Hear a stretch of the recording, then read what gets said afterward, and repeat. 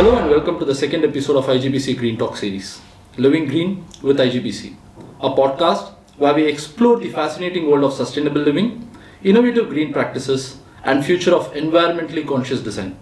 I'm Girish, a green building enthusiast and your host for today's podcast. Today, we are exploring a critical aspect of climate change and urban expansion that's turning up the heat, quite literally. Yes, the topic for today's episode is urban heat island effect. Joining us today is Dr. Velan, who's a senior IGBC fellow, CEO of Seabros Group in Chennai, and with over 30 years of experience in real estate and infrastructure industry. He has a strong background in civil engineering, business administration, and environmental studies. He also holds a PhD in sustainable design of green buildings. He has served in leadership roles at Ascendas India, Tata Realty, and continues to contribute significantly towards the green building movement in India. Welcome to the show, sir. Thank you very much, Girish. Dr. Velan, today let's dwell into a real-life example from Seabros' office at Alvarkat. The temperature inside in August is 33 degrees Celsius, and then we step out onto the road and it's scorching 45 degrees Celsius. Remarkable, isn't it? Of course, yes, Girish. What exactly I mean, the reason behind this? See, when you are talking about outside temperature, today the highest in the city for this season is about 45 degrees, right? It was predominantly due to the dense construction and also least amount of greeneries outside, which is the reason for this particular heat. But when you are entering inside the Seabros campus, it's a beautiful, lush greenery, water bodies, not only reducing the temperature but also supporting the people working in the premise. These are all, typically reducing the heat effect inside the premise. See, that is the difference between the outside temperature, inside temperature. See, it's a typical case study of urban heat effect. When you are having the dense construction with the least quantum of greeneries, the heat is more. When you are taking care of this kind, the obvious reasons behind that is creating lush greeneries and giving space. So it's not just about the 12 degrees Celsius that we are talking about, that's phenomenal, but it also has larger implications for other species that we share this planet with. And then there's this general health and well-being of the people that occupy the cities. And then we also have this energy consumption in the built environment, which plays a very important role. Yes, basically if you look at the building, the concrete what we use, the pavers what we use in the buildings or the external surfaces absorbs the heat. There's no doubt about it. But there is a limit to which it can withstand, and beyond that it has to emit at some point of time.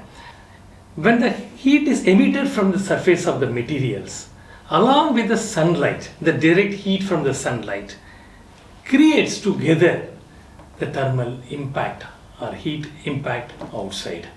So even at Chennai, when we just passed through the Adayar Bridge, wherein on the left-hand side you have the Anna University campus, which has a lot of lush greenery. On the right-hand side you have the IIT campus, and then there is this Raj Bhavan, which again has a very good forestry area. You immediately sense that these portions are cooler. You feel that impact, don't you?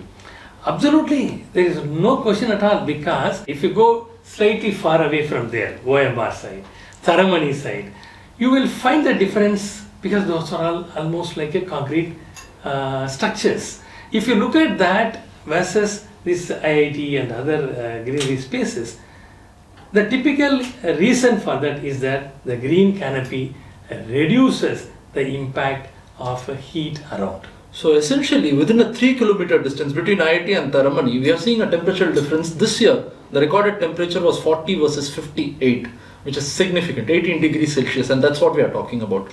So Dr. Velan, this translates into another angle as well.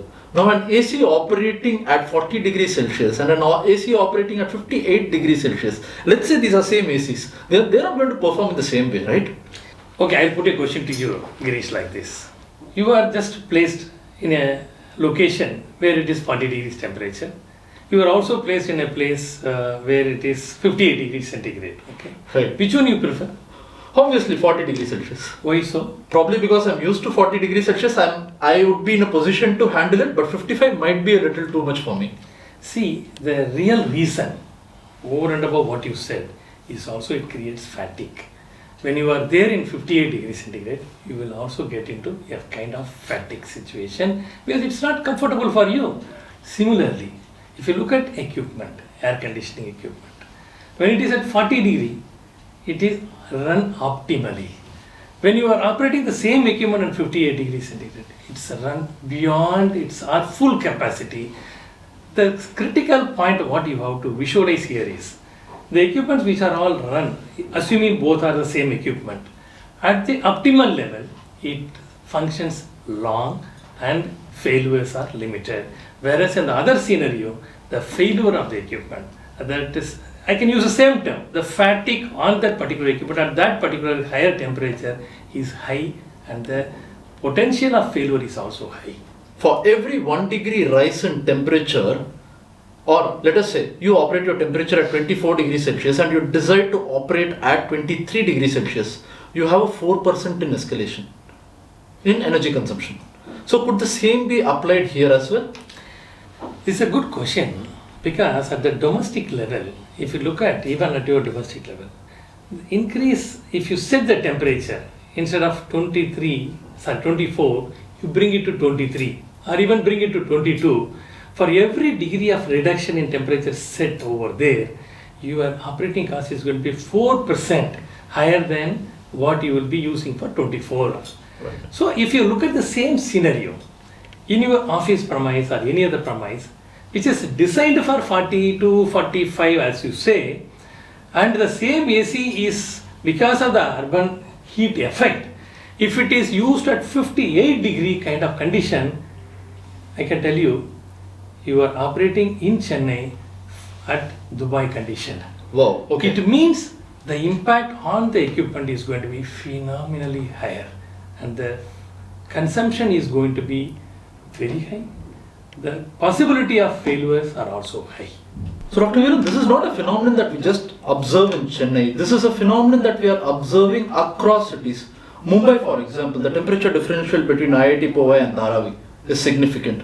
The temperature differential between Paharganj in New Delhi and Sanjaywan is significant. The temperature differential between Electronic City and IISc Bangalore is significant. So we are seeing, so it might be a hot climate, humid climate, dry climate, but the impact of concretization on this temperature difference is something that is common to all these cities. Yeah, like what you mentioned about IIT Madras, IISc and Bangalore and other cities also. The major part what we have to understand from here is the green cover.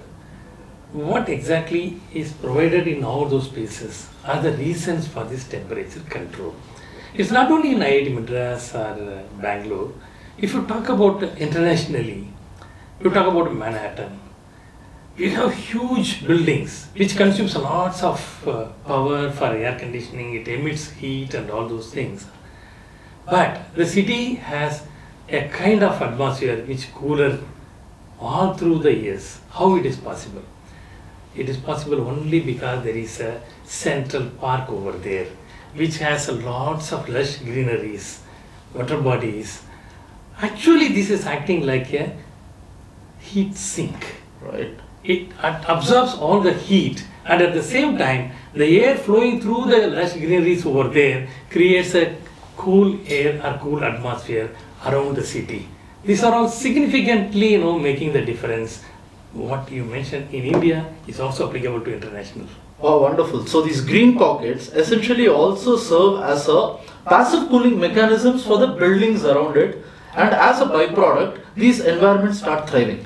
One example I tell you in Singapore, the buildings are having a literally forestry at the 10th floor, 20th floor, 30th floor. For what? Actually, those are all acting as green mass and absorbs the heat, and it also supports this particular environment, which is very, very evident of how urban heat island effect can be mitigated in large structures. Not only campuses, but all even individual structures you can able to implement such kind of facilities. Dr. Velan, just to diverge a little bit. Now this is at a city level. Now what can we do at a home level, for example? Home level is much more important because it starts from individual level. then it grows to that community level, then it supports the city level. That is how the culture of urban heat impact elimination has to start. We see in today's education, in fact in the schooling, recently I was just attending one of the meetings in a school. The subject of sustainability, the importance of a green and developing plants and saplings or any kind of trees at home has become a kind of a syllabus in even primary education today. What it means is that there is a significant importance that is required to be given at the home level. If the home is green, if that particular air conditioning impact at the home level is taken care by that particular canopy over there, it will eliminate that impact there itself. If every individual is taking efforts in terms of creating something, one, creating greenery, number two, in their terrace, they can go for solar, which will reduce or eliminates the heat coming to the roof. Acts as a shade. Acts as a shade. Secondly, you can go for a roof garden. That will be the best. Or if nothing is possible, go and paint it out with reflective white paint. So heat will not be transmitted to the roof, and in turn it impacts the location and the house on its own also. So what I am trying to say is that use of greenery is first option, use of solar second option, use of roof garden third option, or nothing is possible, go for paint the roof with reflective white paint is a solution. Oh, wonderful. So, as a homeowner, where would I find these products? Do I have a source that I can refer to? Who can help me out with this? What paint to choose? What are the properties of these paints that will help this reduction or mitigation of urban heat island? If I keep my roof much cooler, as a byproduct keep my internals also cooler, where can I go for? What is the source? Girish, I hope there is a system in Indian Green Building Council called Green Pro certification, Green Product Certification. It means they test every product and certify the product's quality that is sustainable in nature. There are almost 7,000 and odd products have been certified by IGBC, and that is a repository available free of cost, where you can find out all these informations and choose appropriate required materials for your any kind of requirement of building construction, not only for this heat island effect but all other construction related matters also. Thank you, Dr. Velan. So IGBC.in and Green Pro certification helps us pick and choose products that can help us transform our operation into sustainable manner. Absolutely. Yes. So Dr. Velan, you were speaking about increasing greenery at a local level. I mean, all of us can do that. We can take that effort to increase the amount of greenery in our surrounding spaces. If there are barren pieces of lands, we can plant something. I clearly understand turf is not such a viable or a sustainable solution because it requires a lot of watering. But if not turf, what? Yes, that is why I always feel turf is not a permanent solution because it consumes more water. I agree. The preferred suggestions are use of natural species such as neem, mango, and various other local species. So what advantage we get? It grows faster, it requires less quantum of water, and at the same time, when there is a natural disaster, a kind of cyclone or whatever the disaster situation it may be, this kind of natural species stays. They are able to withstand this. Withstand this because they are all designed for this particular. They have already adapted to this climatic conditions. So the importance of picking up native species over and above ornamental species is not just a urban heat island mitigation measure, it also comes on to climate resilience. Absolutely. Yes, you are right. So Dr. Velan, you are speaking about incorporating or deploying greenery at a building level. especially in Singapore, wherein today we are seeing that even skyscrapers, large towers have greenery on their facade. Like, super cool. But then the Los Angeles model of having white paint applied at a road level, not such a practical solution, right? Yes, that is why you have to have a balance. The preferred choice is always go with the nature, plantation. Wherever you don't have this kind of, wherever you have this kind of rather, the coating on the pavers and all, it comes automatically with a visual hazard. It creates a lot of accidents and all those things, which is not a preferred option. You have to go for natural plantation option. That's why I said, if you are not able to do plantation even in the roof, for example, you can go for reflective paint. At least that will eliminate that heat transmitting into the building and as well as the external surfaces. So what incidentally works on a rooftop doesn't necessarily work at the road level. Girish, you just I ask you a question. When do you go to beach? Predominantly in the evenings. Why? Why not in the afternoon? I won't be able to see anything. It's glaring. That's a typical case study. Why we don't go in the midday and we choose in the evenings? It's because of the reflectivity impact. So essentially my visual levels are better in the evening. I'm able to enjoy the scenario. That's correct. Whereas in the daytime, if I have to drive through a road with a very high reflectivity index, I might have a blind spot. It is a blind spot, it's a safety hazard. It make you to get into any kind of incident. So what do? Go and plant a lot of saplings. In 5 years later, it will become a great canopy, green canopy. Thereby, you can able to eliminate or minimize the urban heat impact to your surrounding. Right. So Dr. Velan, what are we doing as a nation to mitigate these impacts? Girish, you take the case of federal government or any state government. They all have the net zero commitment. Increasing green cover at a large scale will also help us in carbon sequestration that puts us on the decarbonization track, and eventually with other supporting technologies help us get closer to the net zero status. Dr. Velan, I cannot but help refer to the IGBC Platinum rated campus at IIT Madras. Apart from catering to the needs of roughly about 10,000 people, students and faculty and other support staff that occupy the campus, it's also home to deer population, black buck population, there are cats, there are so many number of butterflies, birds, insects. Girish, that is what sustainability means. It is not that how quantitative harvest we get it from the earth. It is how we protect the earthworms inside at the subsoil. That is what sustainability is all about. Typical case what you mentioned is a case study for sustainability. Girish, I would like to summarize like this. The conversation, whatever we have had, is very interesting. And I want to give few takeaways for the viewers. Individual level, go for plantation, use of materials which are Green Pro certified so that the impact to the environment is eliminated. At community level, going for green infrastructure and planning for the future is comfortable.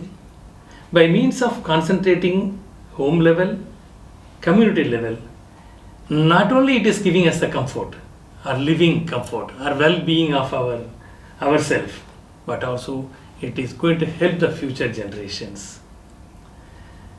Having said so, is it only the plantation or something which is going to create, or there are technologies in terms of selection of equipments, energy efficient equipments, water efficient equipments. Those are all adding a lot of advantages to bring this particular impact down. One of the typical case studies is that bifacial solar system, which not only gives that the energy through solar, but also the radiation from the roof is also adding value for that incremental increase in the generation. Absolutely, and I think we have seen this in the IGBC headquarters at Hyderabad, where not only the direct radiation but the reflected visible spectrum is also converted into energy. Exactly. And this is not going to stop. So more and more such technologies are going to come up In the future, because Yes. the future we have seen what a decade back and where we are today, there is a very great level of incremental increase in the technologies which is supporting the environment.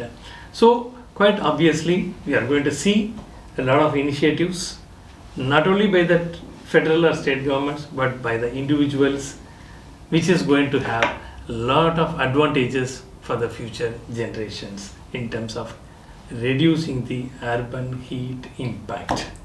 Thanks a lot, Dr. Velan, for all these interesting insights, case studies, references. In many ways, this session that we have had, this interaction that we have had, is going to increase the awareness amongst people. So, a key takeaway from this is that even at a home level, I have an opportunity to contribute towards the environment, and not just that. Green building is no longer going to be seen as a cost center, but as an investment into future that is going to give not just us but our next generations also some very attractive returns. So that's how I'm seeing it, and this probably is the most apt takeaway from our interaction today. Thank you very much, Girish. It's also a very great opportunity for me to share whatever I have been experiencing. For the viewers, it's going to be a news, and you will not be just listening to this edition alone. There will be many more such green series of sessions from Girish in the near future. Thank you, Girish. Excellent time spent with you. Thank you, sir. My pleasure having you on the show. Thanks a lot.